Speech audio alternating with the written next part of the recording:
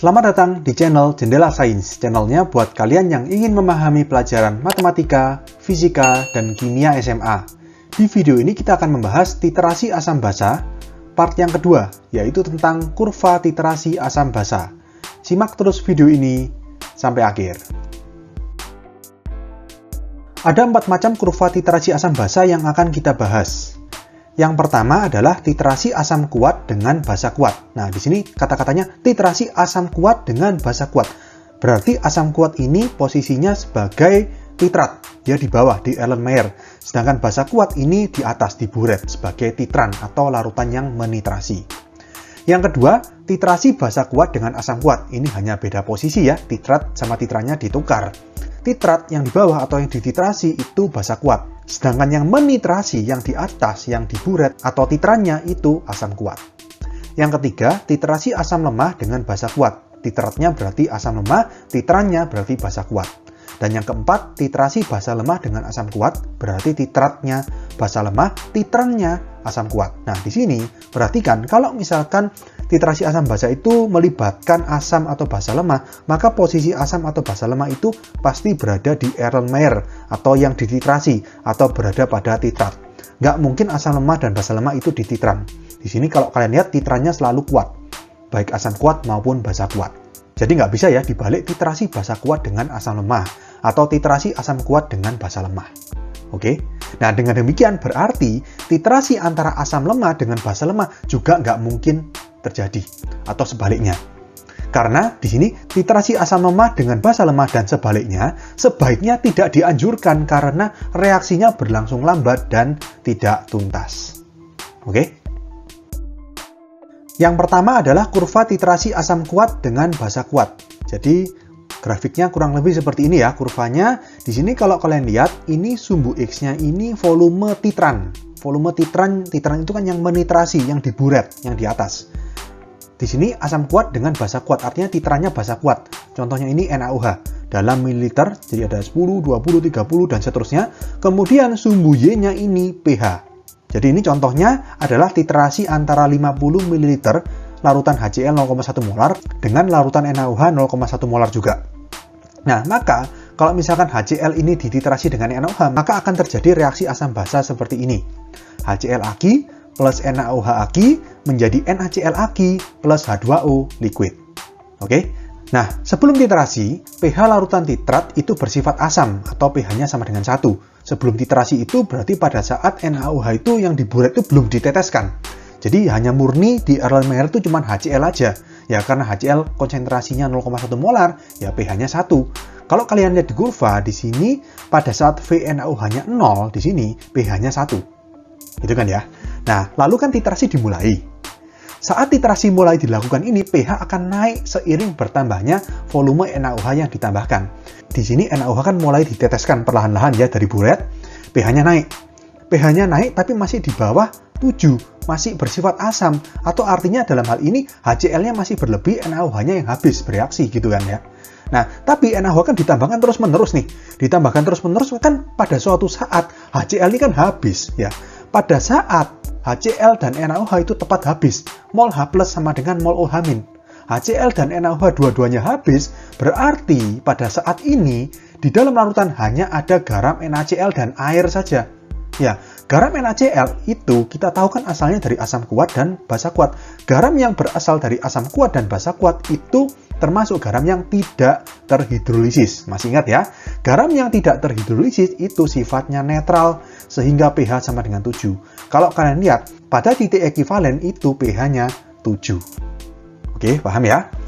Nah, kemudian kalau misalkan NaOH itu ditambahkan terus, maka setelah titik ekivalen, maka sekarang HCl kan habis. Jadi pada Erlenmeyer itu hanya tersisa NaOH aja. Artinya penambahan NaOH menyebabkan larutan bersifat basa.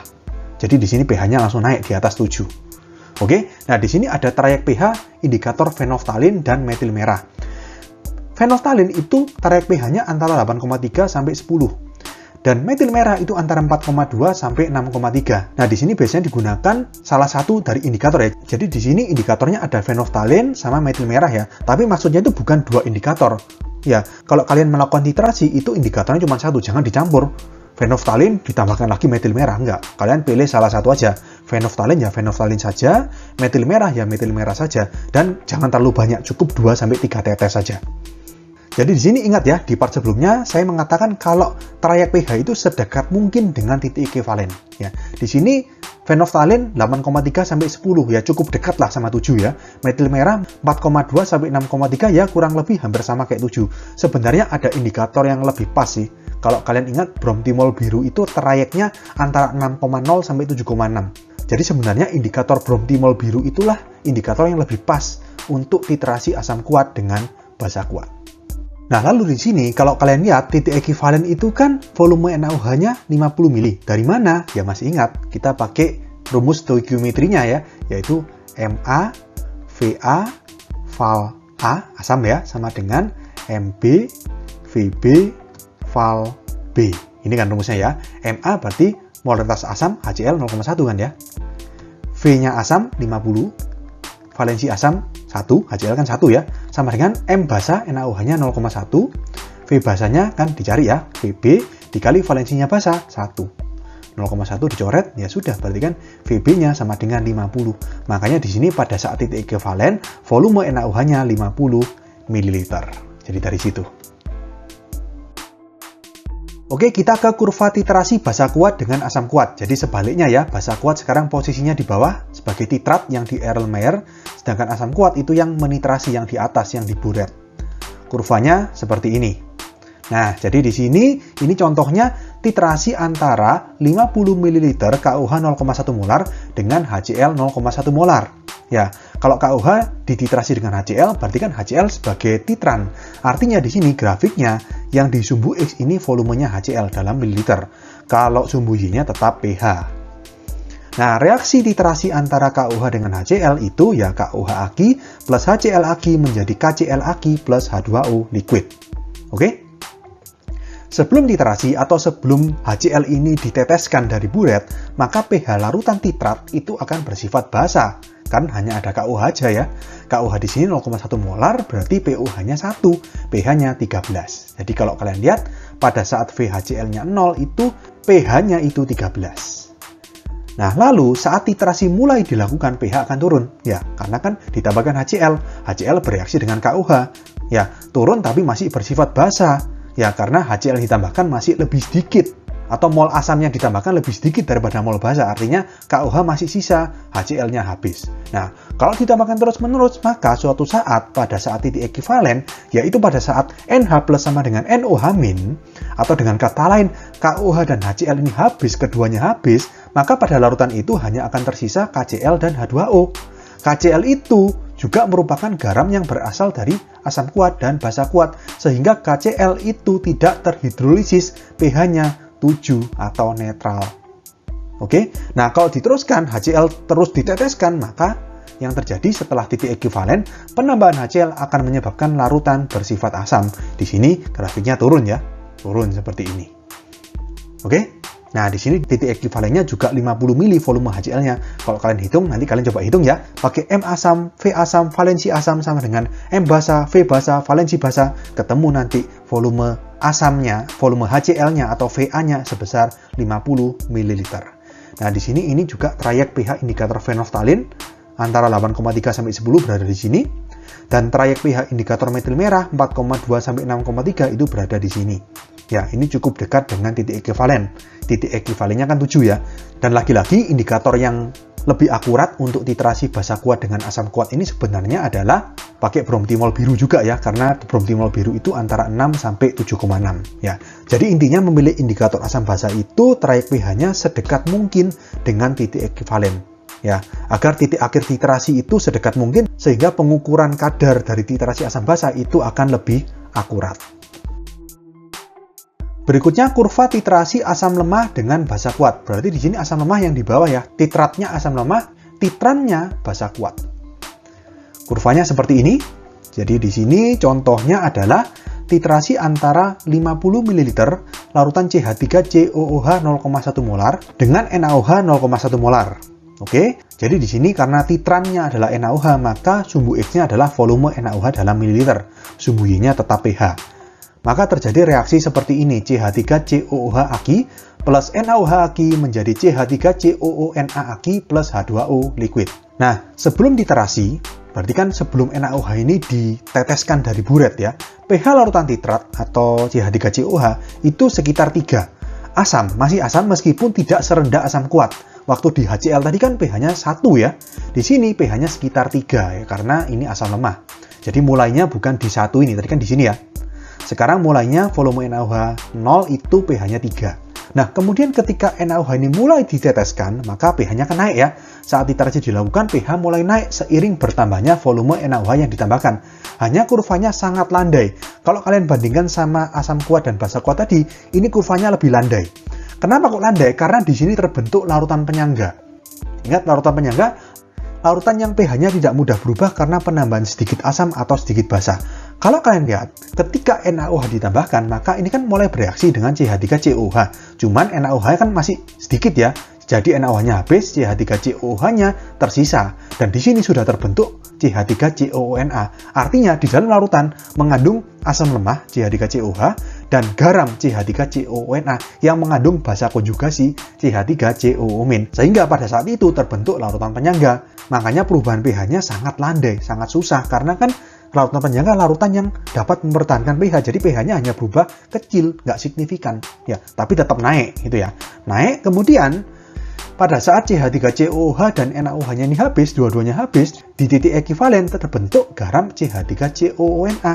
Nah, kita tahu garam CH3COONA itu berasal dari asam lemah dan basa kuat. Berarti garam itu akan terhidrolisis parsial, masih ingat ya?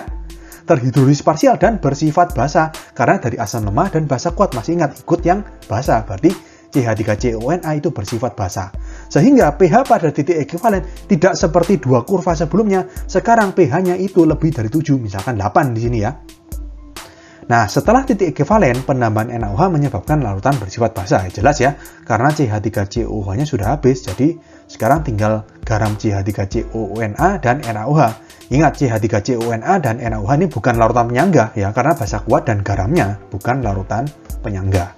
Oke, nah di sini kalau kalian lihat, trayek pH indikator fenolftalin itu kan sekitar 8,3 sampai 10. Berarti ini cukup dekat dengan pH pada titik ekivalen yaitu 8. Sehingga indikator fenolftalin ini lebih tepat digunakan untuk titrasi asam lemah dengan basa kuat. Ya, jangan kalian pakai indikator metil merah karena metil merah yang trayeknya antara 4,2 sampai 6,3 ini terlalu jauh dengan titik ekivalen. Titik ekivalennya 8, trayeknya 4,2 sampai 6,3, terlalu jauh, menyimpang terlalu jauh sehingga nanti kalau kalian pakai indikator metil merah, maka hasilnya akan berbeda, nggak akurat. Oke? Yang terakhir adalah kurva titrasi basa lemah dengan asam kuat. Ya, kurvanya kurang lebih seperti ini.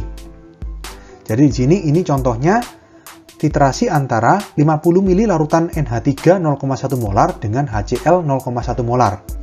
Oke, jadi akan terjadi reaksi NH3 aki plus HCl aki menjadi NH4Cl aki. Di sini karena titran adalah HCl, maka sumbu X-nya ini adalah volumenya HCl dalam mililiter. Sumbu Y-nya tetap pH.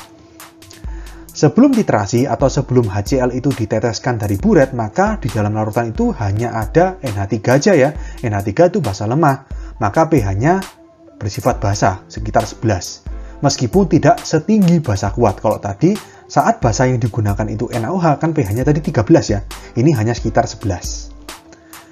Nah, berikutnya ketika HCl ini mulai diteteskan, ya, maka pH-nya kan mulai turun ya, seiring bertambahnya volume HCl yang ditambahkan. Hanya kurvanya sangat landai, tidak selandai waktu basa kuat dengan asam kuat. Kenapa kok gitu? Karena ketika HCl ini mulai ditambahkan, HCl kan bereaksi sama NH3. Berarti pada saat itu larutan mengandung NH3 dan NH4Cl. Basa lemah dan garamnya atau asam konjugasinya terbentuk larutan penyangga. Karena larutan penyangga berarti penambahan volume HCl itu menurunkan pH, cuman turunnya nggak terlalu signifikan, makanya kurvanya landai. Oke, nah ketika larutan HCl ditambahkan terus-menerus sampai NH3-nya habis, maka akan dicapai suatu titik, yaitu titik ekivalen saat NH3 dan HCl ini kedua-duanya habis. Jadi pada larutan hanya ada garam NH4Cl. Nah, garam NH4Cl berasal dari basa lemah dan asam kuat. Berarti dia termasuk garam yang terhidrolisis parsial. Sifatnya apa? Ngikut yang kuat ya, berarti sifatnya asam. Sehingga pH-nya kurang dari 7. Artinya titrasi basa lemah dan asam kuat ini pada saat titik ekuivalen itu pH-nya nggak 7, pH-nya kurang dari 7, misalkan 6 di sini. Oke? Nah, selanjutnya kalau HCl terus ditambahkan setelah titik ekuivalen, maka penambahan HCl akan menyebabkan larutan bersifat asam. Ya, dan dalam hal ini, kalau misalkan titrasi basa lemah dengan asam kuat, maka sebaiknya dipilih indikator metil merah. Karena trayek pH indikator metil merah itu sekitar 4,2 sampai 6,3. Sehingga lebih tepat dipakai metil merah. Jangan pakai fenolftalin, karena fenolftalin itu trayek pH-nya sekitar 8,3 sampai 10, terlalu jauh dengan titik ekuivalen. Oke? Oke, sekian untuk video kali ini. Untuk melihat playlist lengkap dari bab ini, bisa kalian klik thumbnail yang ada di sebelah kanan atas ini. Jika ada pertanyaan, saran, maupun kritik, bisa kalian tulis di kolom komentar. Semoga bermanfaat dan sampai jumpa di video selanjutnya.